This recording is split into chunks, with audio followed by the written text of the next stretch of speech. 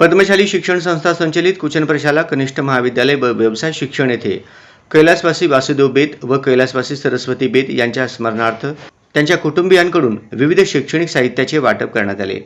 कार्यक्रमाच्या सुरुवातीला सरस्वती पूजन करण्यात आले। त्यानंतर प्राचार्य युवराज मेटे यांनी प्रास्ताविक केले, तर पर्यवेक्षिका प्रणिता सामल यांनी मान्यवरांचा परिचय करून दिला।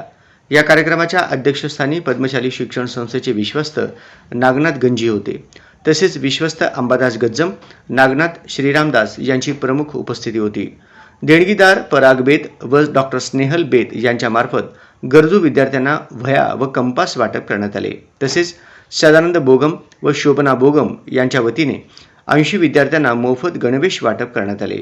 या प्रसंगी पराग बेत व सदानंद बोगम यांनी विद्यार्थ्यांशी हितगुज साधले व परिस्थितीवर मात करून शैक्षणिक प्रगतीकडे वाटचाल करण्यास सांगितले।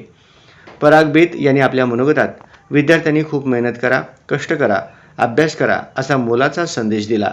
या प्रसंगी उपप्राचार्य अनिल निंबाळकर, उपमुख्याध्यापक मधुकर धर्मसाले, पर्यवेक्षक दत्तात्रय मिरगू, मल्लिकार्जुन झोकारे व सर्व शिक्षक व विद्यार्थी उपस्थित होते। कार्यक्रमाचे सूत्रसंचालन राजशेखर स्वामी यांनी केले, तर अश्विनी म्हैसूर यांनी आभार मानले।